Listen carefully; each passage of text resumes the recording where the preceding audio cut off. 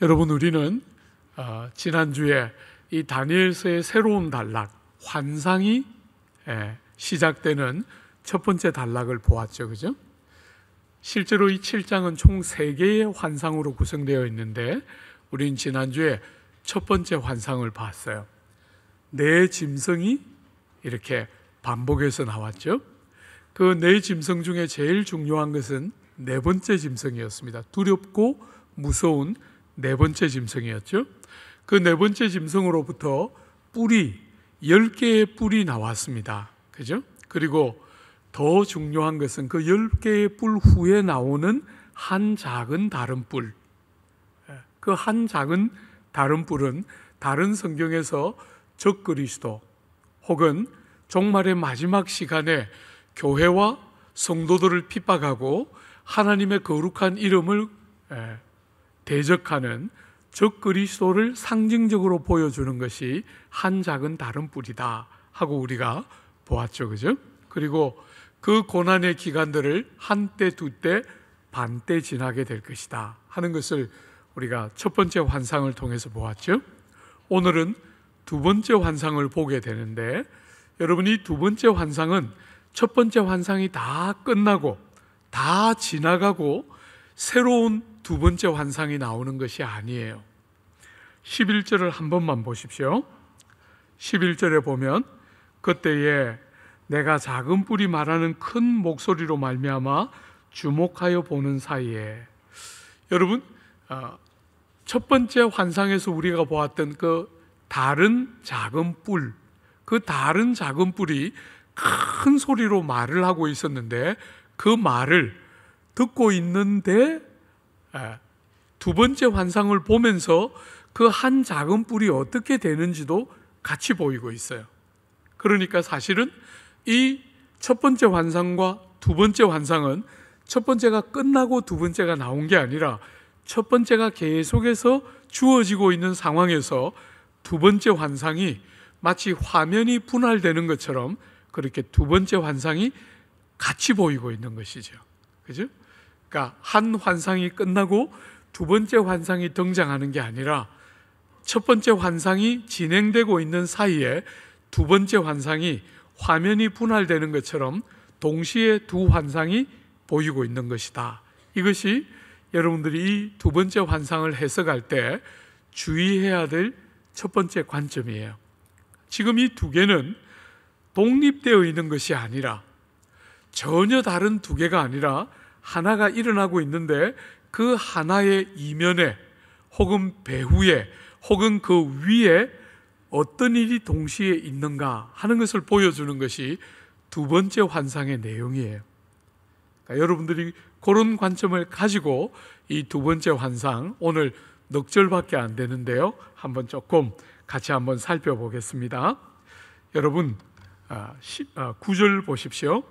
내가 보니 왕자가 놓이고 옛적부터 항상 계시니가 좌정하셨는데, 여러분, 왕이 앉는 의자가 이렇게 보입니다. 그죠? 그리고 그곳에 옛적부터 항상 계신 이가 앉아 계세요. 왕의 보좌에 왕이 앉아 계시다 하는 것은 무슨 말을 하고 싶어 하는 걸까요? 왕좌가 비어 있으면 왕의 권세와 왕의 통치가 제대로 잘 작동이 안 되는 것을 보여주는 것이라면, 왕이 그 보좌에 앉아 계시니까 왕이 존재하고 계시면서 통치를 효과적으로 집행하고 계시다, 우리가 그렇게 해석할 수 있겠죠. 그죠? 왕이 그 왕좌에 앉아 있는 것이 두 번째 환상의 내용이에요. 여러분, 우리는 때때로 세상을 살아가면서 하나님이 어디 계신가, 하나님이 정말 계시면 이런 일이 어떻게 일어날 수 있는가, 사람들은 한 번씩 좌절도 하고 다치기도 하지만, 오늘 본문은 짐승들이, 제국이 멸망되고 새로운 짐승들이 일어나는 이런 역사의 와중에 하늘을 보니까, 고개를 들어서 다른 측면을 보니까 보좌가 있고 그곳에 왕이 앉아서 주권을 행사하고 통치하시며 효율적인 집행을 이루어내고 계시다. 이렇게 지금 두 화면이 동시에 보여지고 있는 것이죠. 그죠? 사랑하는 여러분, 그 왕의 보좌에 앉아 계시는 그분을 어떻게 묘사하고 있는가? 여러분, 제일 먼저 우리가 이미 읽은 것처럼 그분이 옛적부터 항상 계셨다. 옛적부터 항상 계셨다. 이렇게 묘사하고 있어요. 신약에 오면 그걸 뭐라고 표현했죠? 알파요, 오메가요, 처음이요, 나중이다. 이렇게 말씀하셨는데, 그 왕의 자리에 앉아 계신 그분은 처음부터 천지와 만물이 지어질 때부터 그 자리에 앉아 계셨고, 지금도 그 자리에 앉아 계시고, 온 세상의 끝에도 그 자리에 앉아서 세상을 통치하고 다스리시는 그분, 그죠? 그분이 왕의 보좌에 앉아 계신다. 한 번도, 항상 옛적부터 계셔서 한 번도 없으신 적이 없는 그분이 지금도 그 자리에 앉아 계신다. 여러분, 이스라엘 백성은 나라를 잃어버리고 포로로 잡혀왔는데, 그래서 이사야서 같은 데 보면 많은 경우에 이스라엘 백성들이 낙심하면서 하나님이 우리를 잊어버리셨다, 하나님이 우리를 원수들에게 내다 파셨다, 이렇게 좌절하고 낙심했는데, 오늘 다니엘의 이 환상은 하나님이 항상 거기 계시고, 이스라엘 백성이 나라를 잃어서 포로로 잡혀가 있는 지금조차도 하나님의 보좌에 그분이 여전히 앉아 계시고, 한 번도 아니 계신 적이 없이 그 자리에 꾸준히 계셨고, 고난을 통과하고 있는 이스라엘 백성들의 아픔에도 불구하고 하나님은 여전히 세상을 효과적이고 주권을 가지고 다스리고 통치하고 계시다 하는 것이 이 두 번째 환상이 보여주는 내용이지요. 그죠? 그분을 어떻게 또 묘사하고 있나요? 한번 보십시오. 여러분, 9절 중반에 보면 그의 옷은 희기가 눈 같고 그의 머리털은 깨끗한 양의 털 같고, 옷을 입고 계신데 옷이 희기가 눈과 같이 힙니다. 뭘 말하고 싶어 하실까요? 거룩하고 섞은 것이 없는 순결하고 정직함을 말하는 것이겠지요. 진실함을 말하는 것이겠지요. 사람들은 거짓이 섞여 있잖아요. 사람들은 어지간히 정직해 보여도 그 안에 들어가 보면 거짓말이 섞여 있어요. 그런데 주님은 흰옷, 거룩할 뿐 아니라 진실하시고 정직하신 참되신 분이시다 하는 것을, 그분이 옷 입고 있는 것을 통해서 우리가 추론할 수 있죠. 그죠? 머리가 깨끗한 양의 털과 같다. 여러분, 머리가 깨끗한 양의 털과 같다, 하얀 깨끗한 양의 털 같다, 무슨 말을 할까요? 나이와 연륜과 경륜을 보여주는 것이죠. 그죠? 그분은 나이가 젊은 사람들이 흔히 범하기 쉬운, 나이가 젊은이들은 열정이 있어서 너무나 좋지만 그러나 서툴고 어떤 일에 서툴기가 쉽고, 사물을 보는데 이모저모를 아주 조화롭고 균형 있게 잘 보기보다는 한쪽 면에 치우치기가 쉬운 그런 어설프고 서툼이 있는 그런 분이 아니라, 머리가 하얘요. 그죠? 아주 베테랑입니다.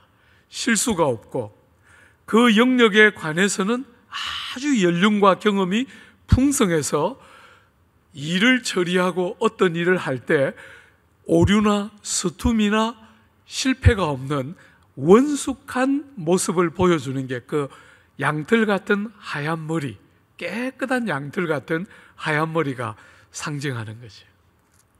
얼마 전에 우리가 선거를 할 때 양당이 앞다투어서 젊은이들을 막 충원시키면서 젊은이들을 위해 주는 것처럼 그렇게 하지만 참 가볍죠. 그죠? 참 마음이 아파요. 세상은 왜 그런지 모르겠어요. 세상은 자주 세대 교체를 하고 싶어 해요. 여러분, 제가 우리 교회를 담임해 왔을 때 50이 넘은 나이에 담임 왔는데 우리 선배님들이 저보고 말했어요. 목사님, 젊은 목사님이 오셔서 제가 저쪽 교회에서는 제일 나이 많은 축이었는데 여기 오니까 젊은 목사님이 왔다는 거예요. 젊은 목사님이 오셔서 이제 세대를 교체하시는 겁니까? 이렇게 약간 농담 삼아 물어보셨어요. 제가 공적으로 이야기했어요. 우리는 세대 교체 없다. 우리는 세대 잊기한다. 잊기. 선배들이 살아왔던 그 경륜, 그 많은 수고, 그 오랜 삶의 경험들, 그들이 공동체를 사랑하며 뿌렸던 무수한 눈물과 수고들 절대로 단절시키지 않고 선배들이 했던 그 귀한 것들을 그대로 이어내고, 그렇지만 또 새로운 시대에 맞도록 그 귀한 이음을 그냥 똑같이 하는 게 아니라 이음을 새로운 시대에 맞도록 세대 잊기한다. 우리 그렇게 이야기했는데, 사랑하는 여러분, 젊은이들이 나오면 새로운 것이 가능합니까? 저는 절대로 그렇게 생각지 않아요. 이 세상의 미련함과 어리석음과 눈가림이지요. 속으면 안 돼요. 성경은 우리에게 가르치잖아요. 흰머리 앞에 서라. 흰머리 앞에 서라. 여러분들이 당장 보기에 옳은 일을 하는 것 같아도 시간이 조금만 흘러보면 여러분이 그렇지 않다는 것을 금방 보게 돼요. 선배들의 그 경륜과 탁월한 수고들을 절대로 무시하지 않고 여러분들이 어떤 것은 존중하고 개성해내고, 그죠? 그게 성경이 우리에게 가르쳐주는 하나님의 지혜예요. 하나님을 묘사하기를, 왕의 보좌에 앉아 계신 그분을 묘사하기를 흰 머리카락이라고 말할 때 그분이 하시는 모든 판단과 그 모든 경륜이 정말 성숙하고 무르익고 베테랑이어서 실패나 서툼이 없는 완전함을 드러내어서 보여주는 것이죠. 그죠? 그분이 왕의 자리에 앉아서 세상을 다스리고 통치하고 계시다 하는 것이 두 번째 환상의 내용이에요. 그런데 여러분, 그분이 앉아있는 그 보좌를 뭐라고 묘사하는지 한번 보세요. 여러분, 9절 하반절에 보면 그의 보좌는 불꽃이요 그의 바퀴는 타오르는 불이며 불이 강처럼 흘러 그의 앞에서 나오며. 여러분, 그분이 앉아있는 보좌를 불이라고 묘사하고 그분이 불로 된 바퀴가 달린 보좌를 타고 계시고 그 앞에서 불이 강같이 쏟아져 나와서 강처럼 흐르고 있다 하고 불이 3번이나 강조되어서 묘사하고 있어요. 여러분, 뭘 말하고 싶어 하는 걸까요? 불은 권세와 권능을 보여주는 것이죠. 그죠? 어미로워서 이분이 뭔가를 결정하면 아무도 그 결정을 바꿀 수 없는 권세와 어미로움을 보여주는 것이 불이죠. 이 보좌에서 이분이 뭔가를 결정하면 아무도 거스를 수가 없어요. 그죠? 아무도 거스를 수 없는 권능과 권세와 어미하심을 가지고 계심을 보여주는 것이죠. 그런데 그 권세와 어미로움이 어디에까지 미칩니까? 안이 미치는 곳이 없이 모든 곳에 미치는 것. 그게 바퀴가 달린 보좌의 상징이죠. 그죠? 바퀴가 달려 있어서, 불이 붙는 바퀴가 달려 있어서 어디든지 신속하게 갈 수 있는, 그래서 그분의 이 권세와 어미로움이 미치지 않는 곳이 아무데도 없는 것을 상징적으로 보여주는 것이 이 그림이죠. 사랑하는 여러분, 우리가 앞에서 보았던 네 짐승의 네 번째 짐승인 로마 제국은 무려 1500년, 더 짧게 잡아도 500년이 넘는 굉장히 강대한 제국이었지만 어디를 다스렸습니까? 우리가 지금 보니까 유럽의 한 부분을 다스렸어요. 유럽 전부도 아니고 유럽의 일부를 다스렸어요. 여러분, 미국은 정말 크고 강력한 나라지만 북아메리카, 그죠? 그 북아메리카의 일부를 다스리고 있어요. 그런데 이 왕, 두 번째 환상에서 등장하는 이 왕은 그 통치와 그 결정이 영향을 미치지 않는 곳이 아무데도 없는 전 세계적이고 모든 만물과 우주가 통치 안에 들어와 있는 전 우주적이고 전 세계적인 통치가 그분의 것이다 하는 것을 보여주는 것이 오늘 이 그림이 상징하고 있는 그림이죠. 사랑하는 여러분, 조금만 더 보세요. 10절 중반에 보면 그를 섬기는 자는 천천히요 그의 앞에 모셔 선 자는 만만이며, 여러분 여기 천천히요 만만이다 이렇게 되어 있는 것은 그 시대의 표현 방법으로 가장 큰 숫자예요. 요즘은 억이 있고 조가 있지 않습니까? 요즘 표현으로 하면 그 모셔 선 천사들과 수종드는 자들의 숫자가 조요 억이다 이렇게 말하면 되겠죠, 그죠? 그런 것처럼 그 당시에서 표현할 수 있는 최고로 큰 숫자가 천천히요 만만이에요. 얼마나 많은 사람들이 주님을 수종들고 주님 곁에서 주님이 말씀만 하면 바로 실행하는 그분의 뜻과 목적과 계획이 하나도 실패하거나 성취되지 않거나 적용되지 않는 법이 없는 바로 그런 왕이심을 보여주는 게 천천과 만만히 모시고 있는 그림이 상징하는 것이죠. 사랑하는 여러분, 오늘 여러분이 재밌게 혹은 주의해서 보아야 될 게 하나 나오는데 한번 보세요. 그분의 보좌 앞에, 그 보좌가 뭘 하는 보좌입니까? 심판을 베푸는데 책들이 펴놓여 있더라. 여러분, 그분의 보좌 앞에, 그분은 심판을 행하고 계신 분이신데 그분의 심판을 위해서 책이 앞에 이렇게 펴놓여 있어요.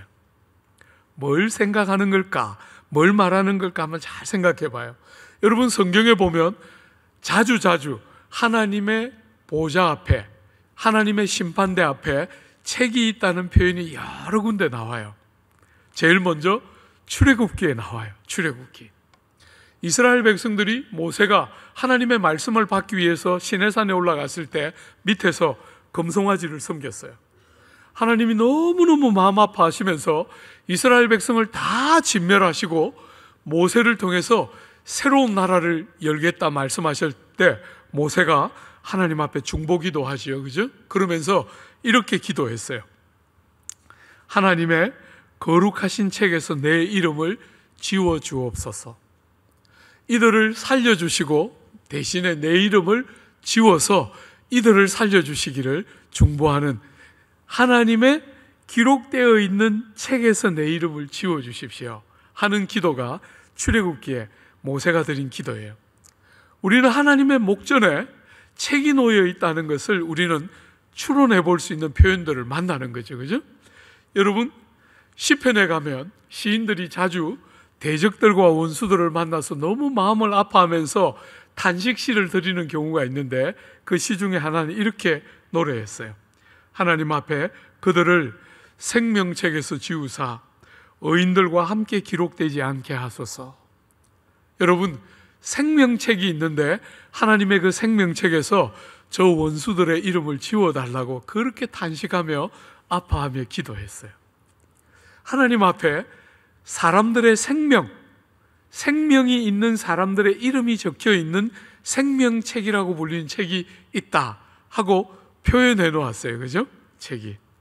여러분, 구약 성경의 제일 마지막 성경인 말라기서에 가보면 말라기서에 이런 표현이 나와 있죠. 그때에 여호와를 경외하는 자들이 피차에 말하며 여호와께서 그것을 분명히 들으시고 여호와를 경외하는 자와 그 이름을 존중히 여기는 자를 위하여 여호와 앞에 있는 기념책에 기록하셨느니라.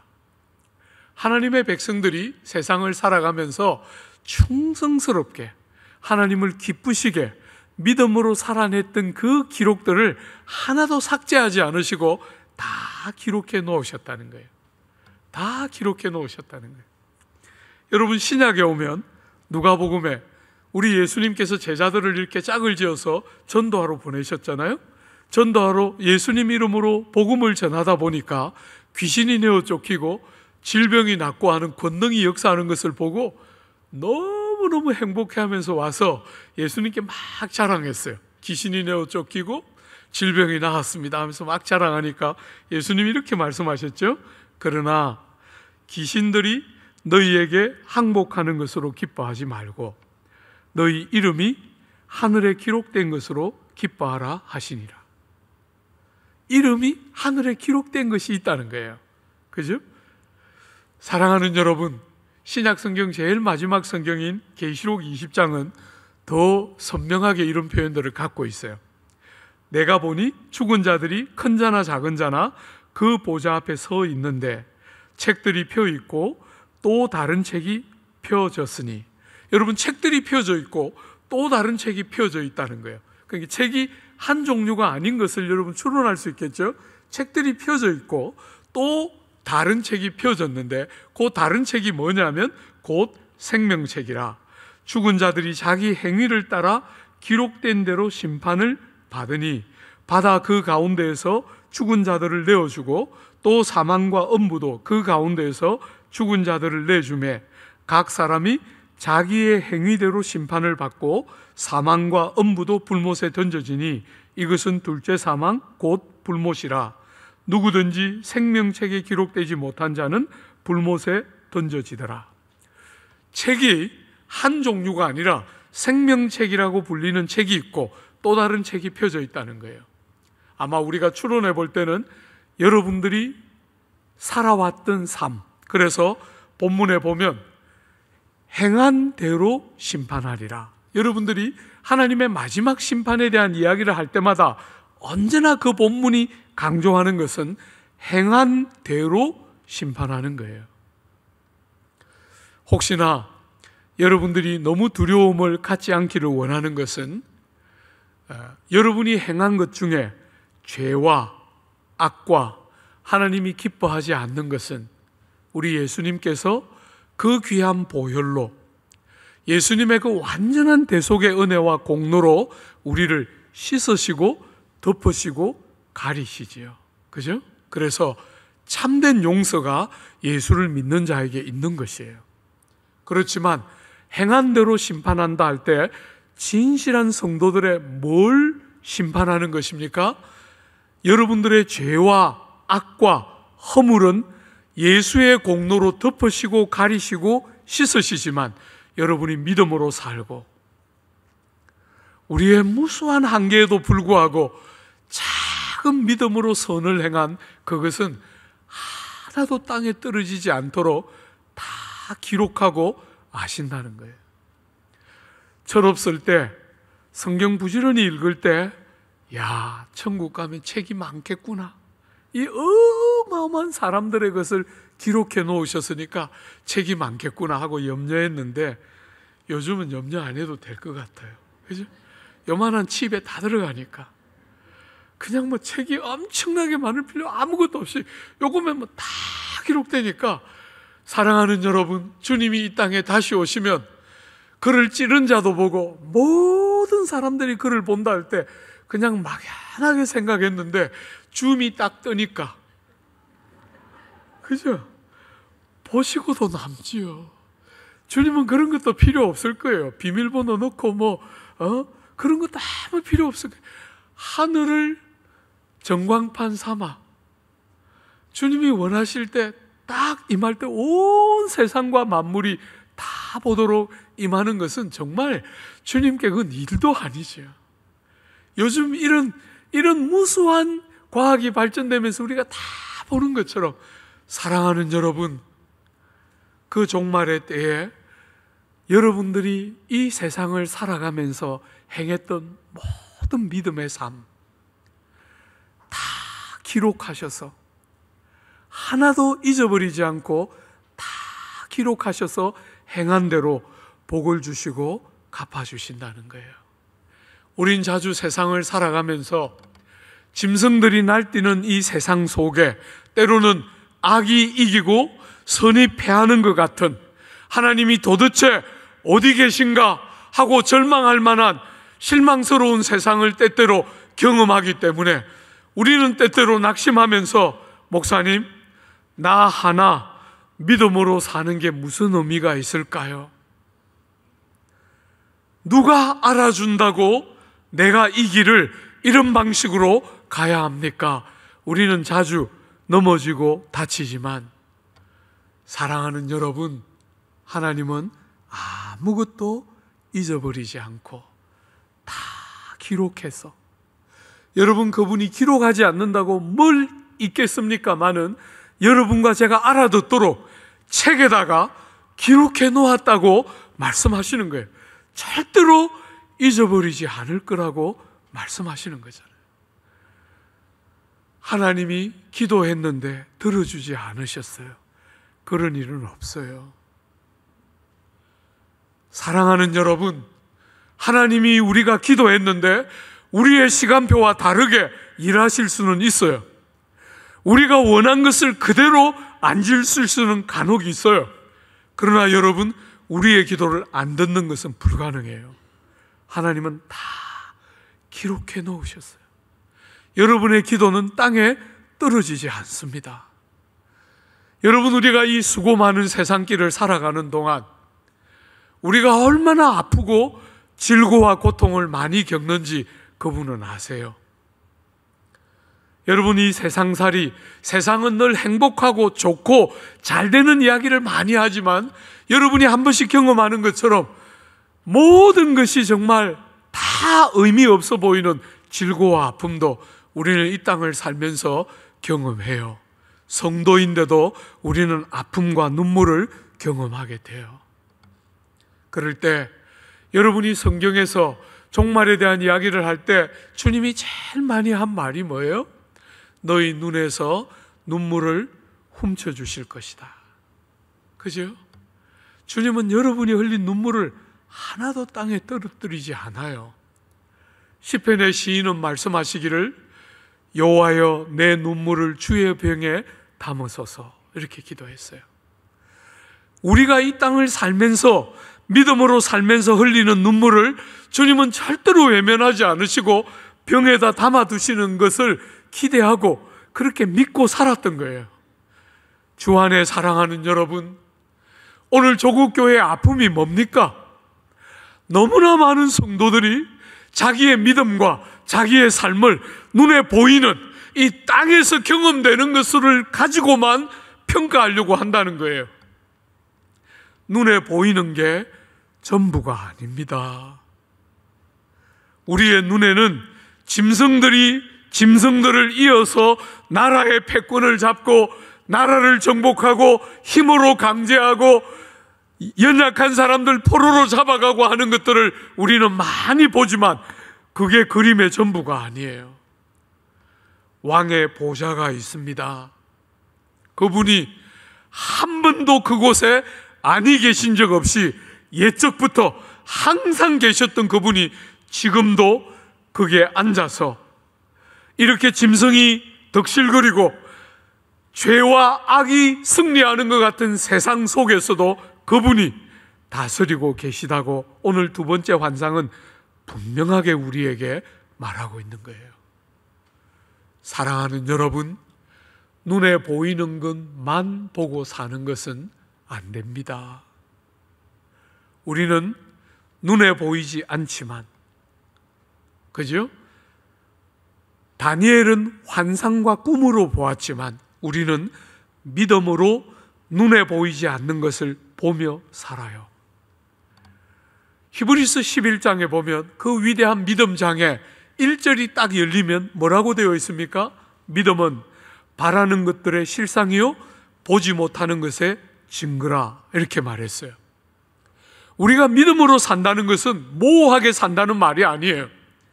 믿음으로 산다는 것은 눈에 보이지 않지만 실제 하는 것에 대한 증거와 정말 실상을 붙들고서 사모하고 기다리면서 그렇게 이 땅에 짐승들이 덕실거리는 이 땅에 전혀 다른 질서를 순종하면서 이 땅을 믿음으로 증거를 얻고 확증을 가지고서 이 땅을 살아가는 것이 성도들이 세상을 사는 방식인 것이에요. 사랑하는 여러분, 여러분과 제가 마지막 때에 주님 앞에 서면 이 세상 사람들은 전부 결국은 눈가림만 하면서 살아요. 사람들이 날 어떻게 보는가? 내가 사람들에게 어떻게 드러나는가? 그것 가지고 전전긍긍하면서 살아요. 사랑하는 여러분, 그래서 어떤 사람들은 참 어리석게도 자기가 갖고 있는 양심이 얼마나 연약한 양심인지 모르고 양심껏 하면 되는 줄 알아요. 우리의 양심은 믿을 만한 양심이 아니에요. 우리의 양심은 죄가 깨뜨려 놓았기 때문에 조금만 뭔가가 되면 쉽게 정당화되면서 스스로에게 속아 넘어가요. 여러분이 여러분을 믿는 것보다 더 미련한 것은 세상에 없어요. 여러분의 양심을 어떻게 믿어요? 여러분의 최선을 어떻게 믿어요? 나는 이거 좋은 의도로 합니다. 그걸 어떻게 믿어요? 저는 저를 못 믿어요. 그런 면에서는 나는 좋은 의도로 했다, 절대로 그런 것으로 나를 평가하고 싶지 않아요. 좋은 열매가 맺히는가? 다른 사람이 살아나는가? 그게 핵심이죠. 내가 좋은 의도로, 사랑하는 여러분, 그 어리석고 미련한 일을 사람들은 반복해요. 주 안에 사랑하는 여러분, 마지막이 되면 주님의 재판대 앞에 서서 우리가 판단을 받을 때 우리는 행동만 판단을 받는 게 아니에요. 세상 사람들은 미련해서 그것밖에는 볼 줄을 몰라요. 하나님은 그런 분이 아니세요. 여러분의 마음의 생각, 여러분의 입으로 내어뱉은 말, 여러분의 행실과 여러분의 성품, 다 여러분의 전 인격이 그분 앞에 벌거벗은 것처럼 드러나게 돼요. 그날에는 여러분이 양심을 속이는 것은 아무 의미가 없어요. 합리화하고 정당화하는 데 사람은 속지만 하나님 앞에 그건 아무 의미가 없어요.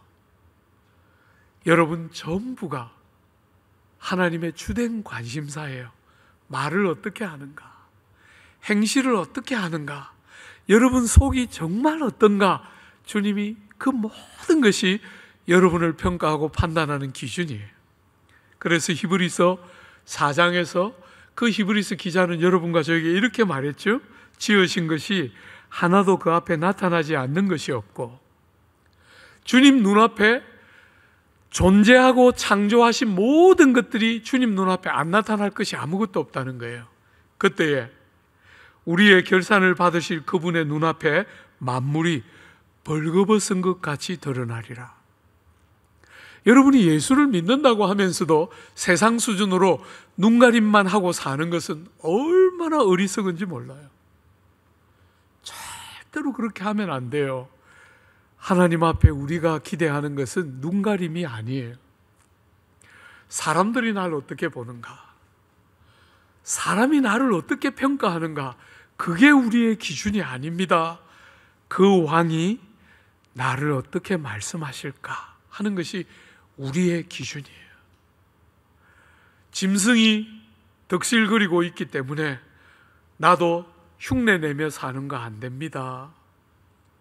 악이 이기고 선이 지는 것 같을 때 여러분도 악한 자리에 서서 소극적으로, 적극적으로 선을 하면서 희생하고 미련하게 살려고 하지 않고 소극적으로 나쁜 짓만 안 하면서 소극적으로 살려고 하는 거 안 됩니다. 여러분, 안 됩니다. 우리는 그렇게 살 수 없어요.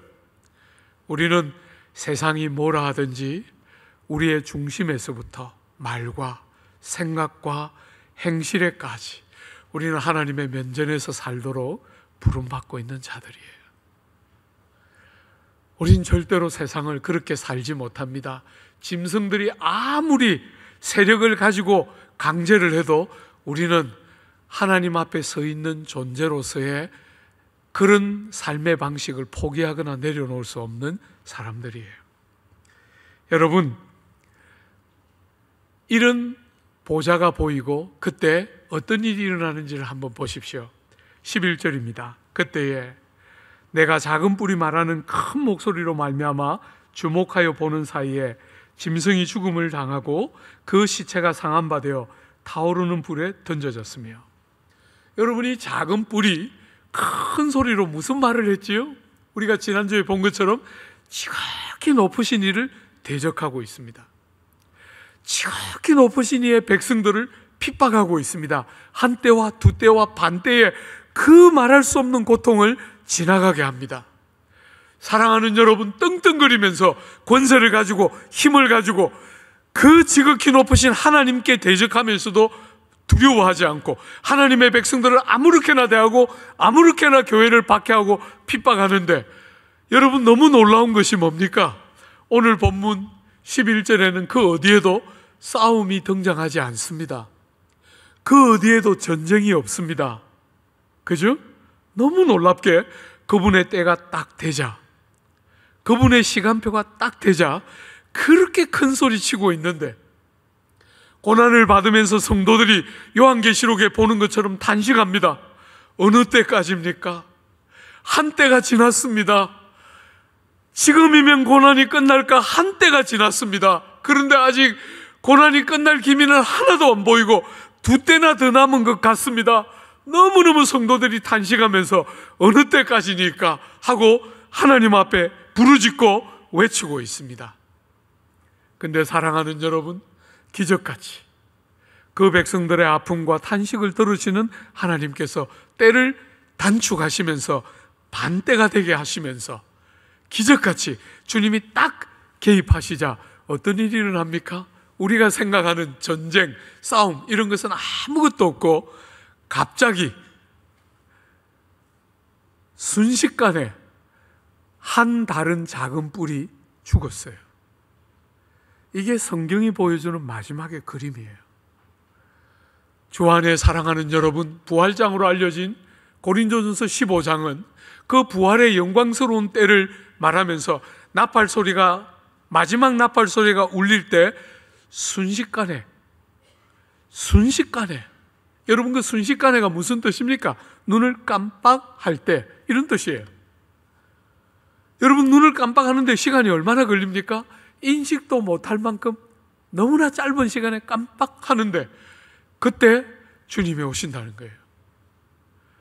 주 안에 사랑하는 여러분, 여러분이 이 세상을 살아가는 동안 꼭 잊지 않고 붙들어야 할 게 뭡니까? 여러분이 어떤 고난을 통과하면서 이 땅을 살아가더라도 모든 고난이 끝날 때가 온다는 사실을 잊어서는 안 돼요. 우리는 고난을 겪고 실패를 경험하고 눈물을 흘리고 핍박을 당하고 좌절을 경험할 때 우리는 그러다가 망하는 거 아닌가, 그게 끝까지 반복되는 게 아닌가, 우린 자꾸 그런 두려움들을 갖게 되고 마귀가 기다렸다는 듯이 여러분과 저의 마음을 다 뒤집어내면서 우린 결국 그렇게 처참하게 실패할 것 같은 염려를 가지고 오지만, 오늘 이 두 번째 환상은 여러분과 저에게 분명하게 보여줍니다. 뭘 보여줍니까? 모든 그와 같은 순간은 반드시 끝이 있다는 것이에요. 역사를 통치하시고 역사를 다스리시는 하나님 눈앞에 일어나고 있는 일이므로 반드시 때가 끝나는 순간이 있다는 것을 딱 붙들고 고난의 한가운데를 통과할 때 이게 얼마나 계속될까? 절대로 좌절하지 말고, 한 때가 지났는데 또 두 때가 기다리고 있는 것 같습니다. 절망하지 말고, 하나님이, 그 백성 사랑하시는 하나님이, 탄식과 아픔을 들으시는 하나님이 때를 단축시켜서 개입해 주실 줄 알고 끝나는 순간이 반드시 있는 줄을 딱 붙들고 담력을 가지고 믿음의 싸움을 싸우라는 것이. 사랑하는 여러분, 우리가 뭘 배우고 뭘 적용할 수 있을까요? 두 가지만. 주 안에 사랑하는 여러분, 눈에 보이는 것이 전부가 아닙니다. 믿음의 사람들은 세상 사람들이 보는 것만 보는 것이 아니에요. 믿음의 사람들은 세상 사람들이 보지 못하는 것을 봅니다. 여러분, 모세가 살았던 시대나 우리가 사는 시대나 사람들이 제일 가치롭게 여기는 것은 검은 보화와 돈과 지위와 신분입니다. 그때나 지금이 똑같아요. 그런데도 모세는 사람들이 보지 못하는 것을 보았습니다. 하나님의 보좌가 있는, 자기를 기다리는 도성이 있는 줄 알고 알았기 때문에 뭐 했습니까? 검은 보화보다 종살이하고 있는 그 백성들과 함께 고난받기를 기뻐했습니다. 주 안에 사랑하는 여러분, 보이지 않는 것이 보였기 때문에 다른 삶을 사는 거예요. 다른 삶. 그저 도덕적으로 조금 착한 삶이 아니라 다른 삶을 사는 것입니다. 사랑하는 여러분, 아브라함은 본토와 친척과 아비의 집을 떠나는데 갈 바를 알지 못하고 떠납니다. 왜요? 다른 것을 보았기 때문에. 주 안에 사랑하는 여러분, 여러분과 제가 이 세상을 살아가면서 짐승들이 일어나고 패하는 것만 보면 우리는 성도답게 살 수가 없어요. 우리의 눈에 보이는 짐승들이 일어나고 패하는 것만 보는 것이 아니라 또 생길 때마다 새로운 시대를 연다, 이렇게 말하는 미련한 세상의 가치만 바라보고 살면 우리는 믿음으로 성도답게 사는 일에 우린 성공할 수 없어요. 다른 게 보여야 합니다. 그죠?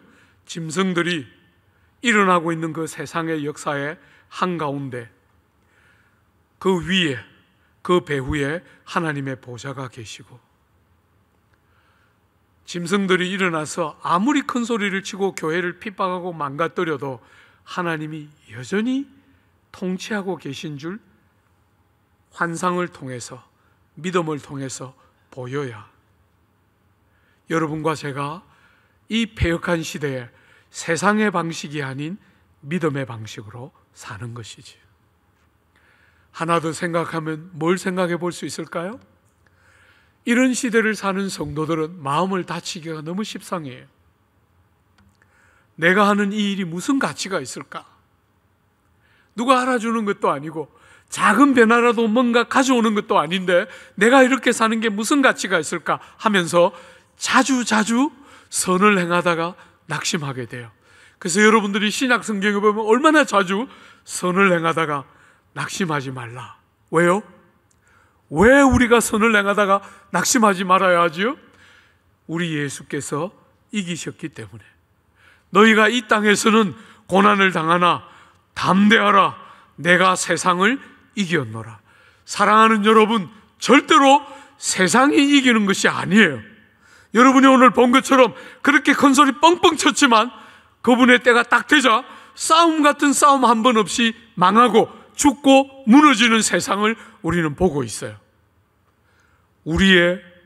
우리가 믿고 우리가 속해 있는 나라가 영원한 줄 알고 절대로 이 세상의 방식으로 낙심하고 좌절하면서 선을 행하다가 낙심하고 넘어지는 경우가 없이 마음을 딱 담대하게 가지고 우리가 사는 이 땅은 최선의 경우에도 한계와 약함과 모자람이 있는 줄 알고 다른 세상, 예수가 우리를 위하여 열어주신 다른 세상을 딱 붙들고 그 보좌에 앉아 계시니가 지금도 다스리는 줄 담대하게 담력을 가지고 선을 행하다가 낙심하는 것이 아니라 선을 행하다가 하나님이 기뻐하는 많은 일을 행하다가 주의 마지막 나팔 소리를 듣고 감격하는 하나님의 사람들, 여러분 모두가 그렇게 살고 정말 여러분들을 통해서 하나님이 기뻐하시고 영광을 받으시는,